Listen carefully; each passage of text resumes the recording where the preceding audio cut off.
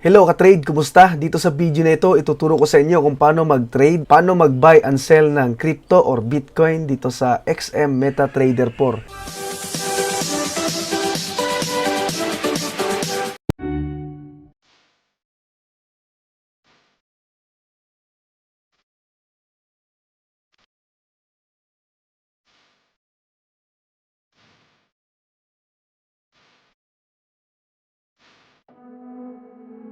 So maganda dito mag-trade kasi napakadali lang, madali lang yung computation.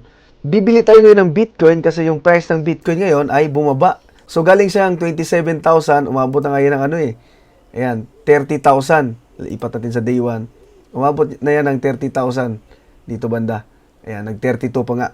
So bumaba yung presyo ng Bitcoin ngayon, yan ay nasa 26 na. So sayang nga, nalate tayo ng konti kasi bumaba pa yan hanggang dito sa 25,000. So, okay lang. Kunti pa lang naman yung itinaas. So, bibili tayo ng Bitcoin ngayon. Mag-i-scalping tayo ng Bitcoin. So, ituturo ko sa inyo kung paano bumili ng Bitcoin dito, paano mag-compute. Kasi, pwede tayong bumili ng Bitcoin dito kahit $50 lang yung pera natin. 'Di ba? Yung presyo ng Bitcoin. Para makabili ka ng isang Bitcoin, kailangan mo ng $26,000. Dito, hindi. Pwede kang makabili ng Bitcoin kahit kunti lang yung pera mo. Dahil automatic na naka-leverage yung account natin ng 500x dito. Okay, so ituturo ko sa inyo kung paano safe mag-trade dito. Okay? Ito yung advantages ng pag-trade ng crypto or Bitcoin sa XM MetaTrader 4. Okay, so walang trading fee. Pag nag-buy tayo or nag-sell, walang trading fee. Ang meron lang yung tinatawag na spread, yung difference ng buy at sell price. Okay, so yun lang yung parang fee ng broker. So, bukod doon, wala na. Walang swap or yung overnight fee. Halimbawa, inumaga yung trade mo, meron yung overnight fee. Okay, so dito wala. Wala ring rollover fees kasi sa Binance Futures, kapag na-expire yung contract, so may rollover fee, may fee na naman. So, dito walang expire yung contract mo kahit isang taon mo pa i-hold o ilang taon mo i-hold yung trade mo, walang expire. Okay, at ang kagandahan sa CFD, hindi natin kailangan ng crypto wallet. Hindi natin kailangan ng exchange wallet para ilagay yung Bitcoin kasi pag nagtitrade tayo dito, wala tayong actual na hinuhold na Bitcoin. Kaya safe yung account natin, hindi ma-hack yung Bitcoin natin, hindi ma-hack yung trade natin. At syempre, legit, licensed and regulated trading platform or CFD, crypto trading platform. So, step 1, para makapag-trade kayo ng crypto, mag-open kayo ng account. At ang kagandahan, meron pang libreng $30 or 1,500 pesos din yan, libreng kapital. Pagsimula ninyo mag-trade. At pwede nyo pang ma-withdraw yung profit kapag kumita kayo gamit itong free $30. So, pumunta kayo sa www.xmtradingaccount.com. Diyan sa link na yan. Pagpunta nyo dyan, mag-open nyo ng account at makukuha nyo yung free $30. So, kapag meron na kayong XM Trading account, ang next step nyo gagawin ay i-download ang MetaTrader. Depende kung ano yung account ID nyo, MetaTrader 4 or MetaTrader 5. So, suggest ko MetaTrader 4 na lang muna. Okay. So, i-download niyo ang MetaTrader 4 trading platform. Pwedeng sa PC, pwede rin sa mobile, Android, or iOS.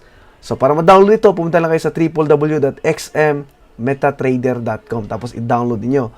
Tapos, i-login niyo yung trading account niyo. Makita niyo yung trading account niyo. Makikita niyo sa email niyo yung MT4 ID niyo, saka yung server. Tapos, yung password niyo i-login niyo. Okay? Okay, so kapag naka-login na kayo, ganito yung itsura ng account niyo. Ayan, so dito makita natin yung account natin. Tapos dito makita natin dito ang mga symbols sa Market Watch. So ang gagawin natin, i-right click lang natin to tapos i-show all para makita natin lahat ng crypto. Kung gusto niyo ring mag-trade ng stocks, forex, nandito rin pwede. Tapos dito sa plus sign, punta kayo dito sa crypto. Ayan. Tapos dito niyo makita lahat ng crypto na gusto niyo i-trade. So sa ngayon, dito muna tayo sa Bitcoin. So, ito yung default na itsura ng chart ng Bitcoin yan. So, pwede nyo ilagay sa, sa candlestick. Tapos, properties, baguhin niyo yung kulay. Okay, so ako, binago ko na yan. Ganito na yung itsura ng chart ko. So, lakihan natin. Bakit magbabay tayo dito sa Bitcoin? Kasi nga, bumaba siya. So, nasa support level tayo ngayon. Support price or sa pinakamababang presyo sa linggong to or last 2 weeks. So, makita natin kasi dito, May 12. Ngayon ay May 25. So, ilan? 12 days. So, halos 2 weeks. Ito yung pinakamababang price. So, lagyan natin ng line. Dito yung pinakamababa, oh. So, sayang talaga kasi kanina lang to. Kanina. Hindi tayo nakabili dyan. Kasi ngayon lang tayo active. Pero okay lang din. So, yung target natin na bumalik lang yung price dito sa dito banda lang. Kahit dito lang banda dito. Sa 27,000. Dito natin makita yung price sa gilid. 27,472. Yung current price ngayon, itong kulay black, lakayan natin. Ayan. Yan. Yung kulay black dito, 26,282.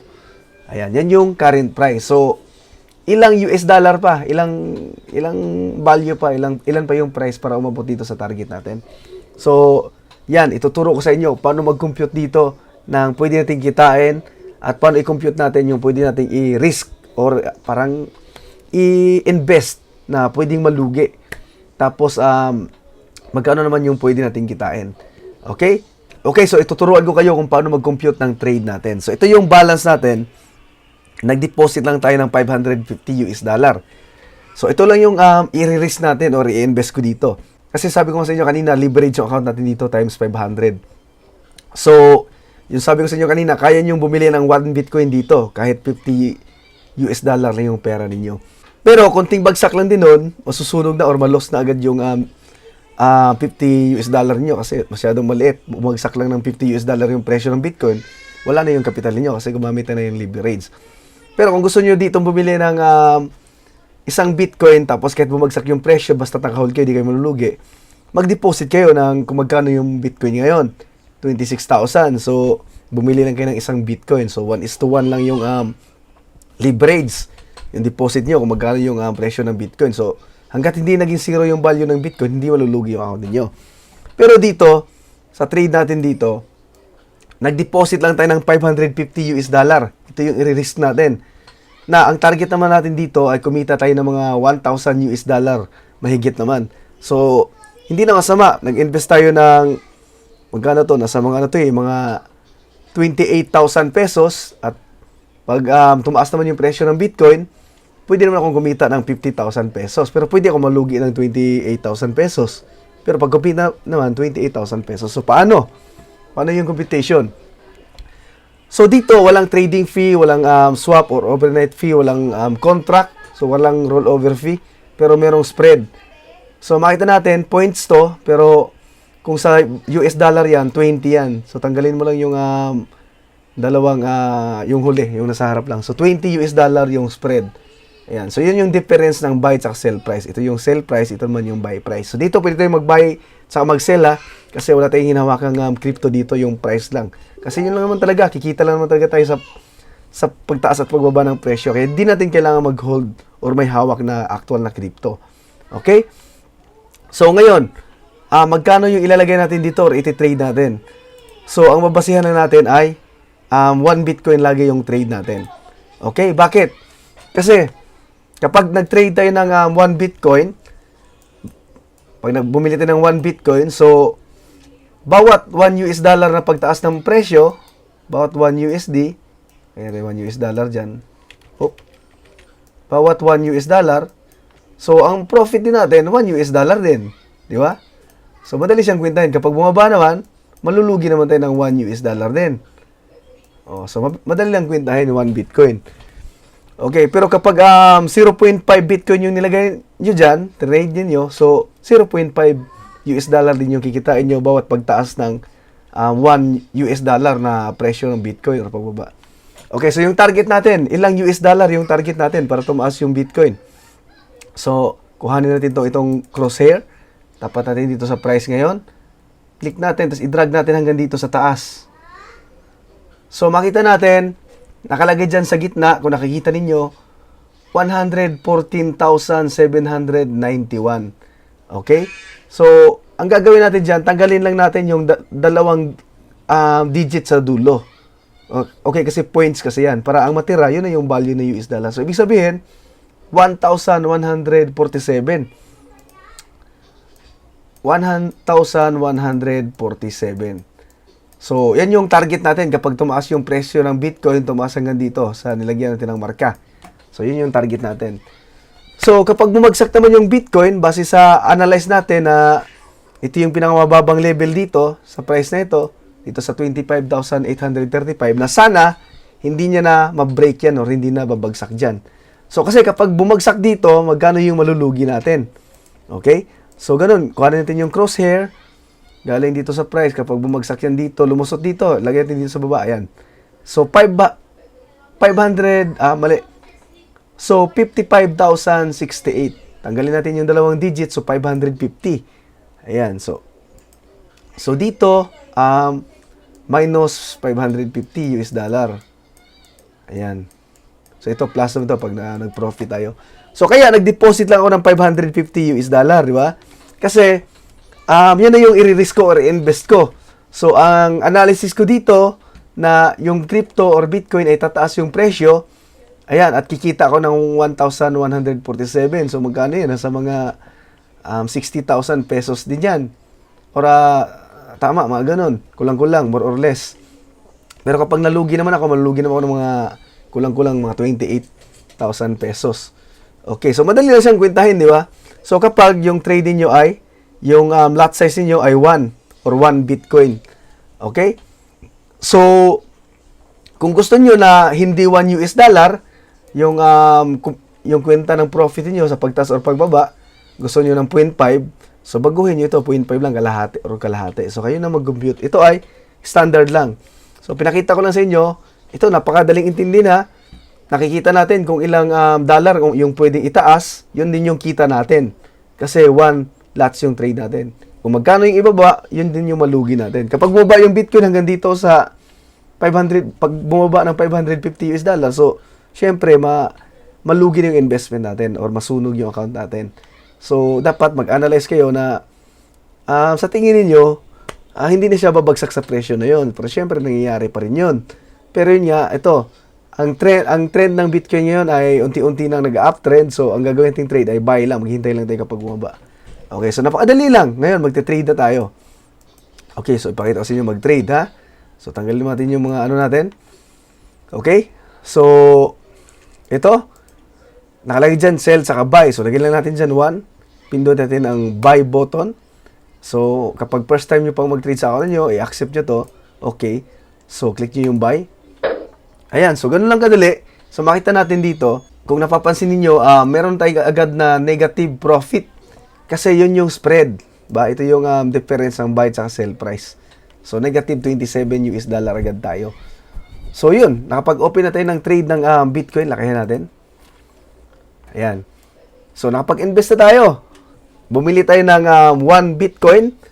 Pero yung pera natin ay 28,000 pesos lang. So, dahil yan sa leverage. So, kung tumaas yan dito, i-drag natin to para makita natin kung magkano yung kita natin, ha.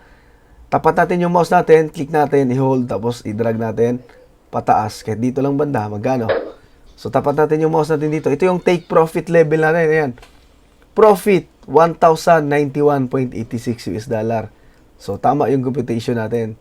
Ayan. Pwede mo ilagay dyan, 1,102.95 US dollar. So, yun yung posible natin kitain. So, yung parang stop loss naman natin, kaya di ka na maglagay ng stop loss, kasi automatic na yan. Kapag bumaba dito yung price, bumaba pa dito sa level na ginuhita natin, so automatic makuklose yung trade natin na malulugi yung account natin. So, dito naman, automatic din maklose yung trade natin na may profit. Kapag umabot dito sa lagay natin take profit. Okay? So, ayan, makita natin yung trade ko.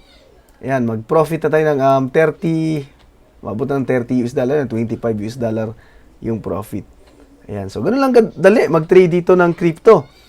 Kahit anong crypto, pwede nyo i-trade. Ayan. Ito. So, yung ano lang, yung mga sikat na crypto, pwede nyo i-trade. At yung computation, ganun lang. Basta, pag nag-trade kayo dito ng 1, so, ibig sabihin, bumili kayo ng isang crypto. Ito, Bitcoin to, kaya isang Bitcoin yung binili natin. So, ang value nun, ang kwentahan nun, so, 1 US dollar. So, kapag tumaas yung presyo ng 1 US dollar, so, 1 US dollar din yung kita ninyo. So, napakadali lang kwentahin. Okay?